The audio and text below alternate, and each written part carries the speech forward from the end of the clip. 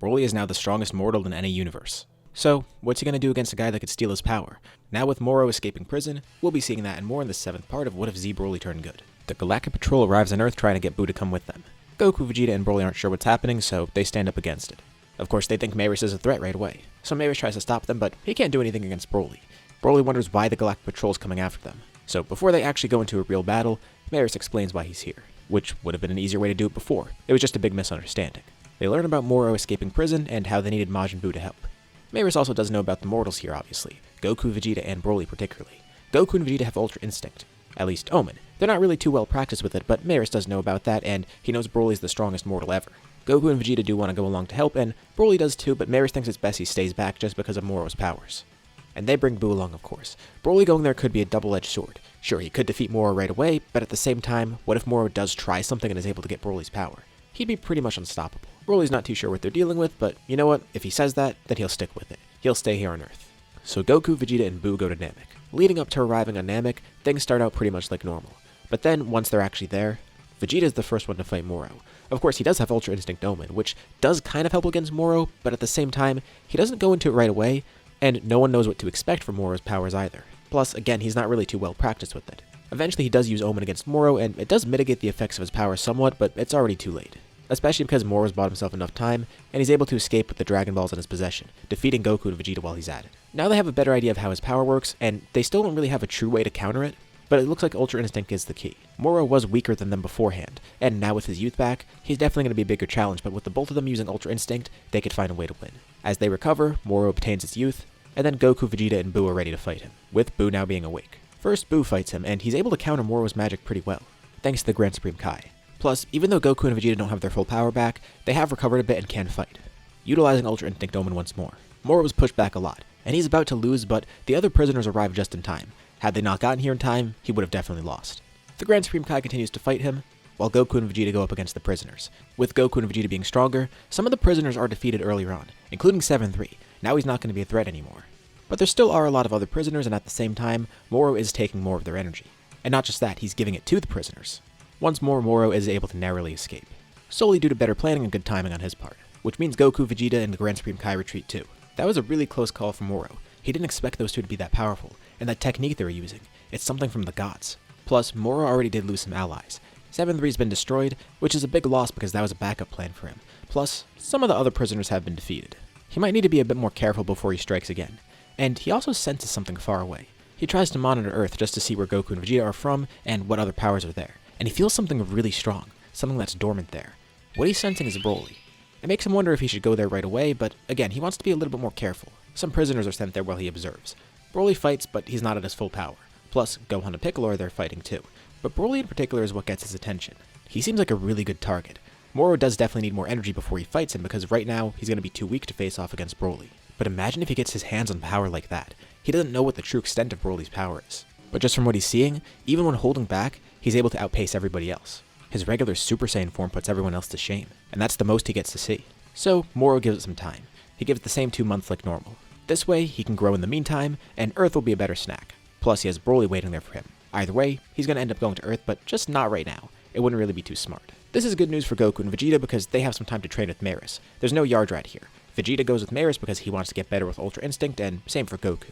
They're going to be training purely with that because it seems like a good way to counter Moro, and of course, it's going to be a good way for them to advance in general. Meanwhile on Earth, everyone there is going to prepare for the arrival of Moro.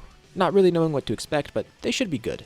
Having Broly alone is good enough, but they also have Gohan there who's pretty strong, and a handful of other strong warriors. They're still going to prepare, but they feel pretty confident. But Broly's not going to prepare here on Earth. He goes back to Beerus' planet for a bit because there was something else he was working on, and he doesn't really have the hang of it yet, but maybe he can get that in check. The others will be fine without him, and if he needs to come back here, he will. Whis can get him back here pretty quickly. So, the 2 months go by. Broly comes back to Earth, and Goku and Vegeta are on their way, but still not back just yet. The Galactic Patrol prisoners arrive, landing all over the planet with everyone fighting them. Thankfully, the group's pretty prepared. The strongest go after Gohan, Piccolo, and Broly, and they're not too much of a challenge. Moro has of course given these prisoners a bunch of energy, so they're a lot stronger than normal, but they still can't do anything. All the prisoners are wiped out pretty quickly. As a last-ditch effort, Saganbo is powered up by Moro, and he's sent to fight Broly. But Broly doesn't even power up fully. Quickly, he turns into a Super Saiyan, one-shotting Saganbo.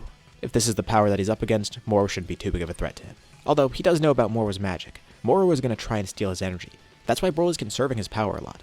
He might need to power up a bit for Moro because he doesn't know what his true strength is like, but he also does have another plan in mind, just in case. With the prisoners being defeated before Goku and Vegeta arrive, Moro decides to step up, ready to fight against BROLY, and seeing him in person, he feels something strange about his power. Well, there's a couple things off about it. Not only is he not a regular Saiyan, but there's something else about his energy that feels weird. So he and BROLY begin fighting. BROLY powers up into his Super Saiyan, and Moro feels more of that strange sensation again. BROLY has a monster deep within him, and BROLY is pretty surprised Moro could discern that right away. He laughs a bit, getting a bit cocky about it too. He definitely does have a lot of power locked away. He doesn't think he'll need his full power to defeat Moro. And if he does, Moro definitely won't like to see that full power. There is a reason he's the strongest in the multiverse after all. This is kind of a surprise to Moro. Is this Saiyan gloating? No, he's completely serious. He's just letting Moro know what he's up against. He seemed so reserved before when he was holding his power back, but now that he's a Super Saiyan, and eventually transforming to a legendary Super Saiyan, he's become a lot more outgoing, and a lot more confident as well. At first, Moro thought he was simply being cocky, but no, he comes to see BROLY truly is that powerful, which is good. He'll make for a good snack. He then tries to steal BROLY's energy, and when he takes it, he can't absorb it. He tries to, but it's almost like it's painful for him. And not just that, when he tries to draw energy from BROLY, it feels like his power was bottomless, like there was no shortage of ki within him. But the other thing about it, there's a destructive nature to the energy. BROLY's been training with Beerus. He could utilize destructive energy now. He hasn't fully mastered it, but he's imbued it within his own ki. And even better, when he goes into his God BROLY form, it innately uses that energy. So he powers up once more. He's completely immune to Moro's absorption because if Moro tries to absorb his energy, well, it'll hurt him at best and destroy him at worst. And the gap in power is far too large for Moro to do anything against anyways. He can't take BROLY's power, and he can't fight against it. BROLY was always so scared of his latent power, but it's a blessing, and now he's using it in a completely different way than before. He's learned to embrace it. He's still a legendary Super Saiyan, and he's fully accepted that, but he's not a monster hell-bent on destruction. But he's not going to ignore that destructive power. Beerus came to see that it's destructive in a different way than they first thought. They're still trying to get to the bottom of exactly what it is, but Beerus could tell BROLY definitely was meant to be his rival for a reason. So Moro tries to drain power from everyone else, but by the time he does this, Goku and Vegeta arrive too. They were hoping to get here in time to fight Moro, and it looks like BROLY's already fighting him, which means that it's probably already over. But BROLY powers down. If they want to try and fight Moro, they can. Clearly they've been training a lot and he doesn't want to take that away from them. Vegeta can't believe BROLY's patronizing them still. But you know what? Who cares? He gets another chance to fight Moro and actually win here. But Goku wants to fight him too, and they don't want to fight together. They could fight individually. So the two do rock, paper, scissors. And Moro can't believe what he's seeing. Are they seriously that confident? BROLY he understands, but why power down and let these two morons fight him? He fought them before and they already lost. Even with that godly technique they were using, it wasn't enough. Actually, it was enough. It's just that they didn't really know what they were up against. But now that they fought Moro before, they know what they're doing. Goku ends up winning the rock, paper, scissors. And not only do they know better now, but their form is better too. Goku transforms, going Ultra Instinct. But this time it's different. His hair is completely silver. The training was incredibly beneficial because not only were they training with Beerus, but they were training with each other, two people with the Ultra Instinct already. And since they already had it beforehand, they were ahead of the curve. The two have completed the form. They're still only just scratching the surface with it, but they're a lot better than before. And with this, they should be able to defeat Moro. Goku ends up fighting him. And the fight doesn't really last too long. Goku tries to prolong it a little bit more just to see what Moro is truly capable of, but he's already far surpassed him. Moro gets desperate and tries to take energy from Earth and everyone around him again, but he doesn't get a chance to do that.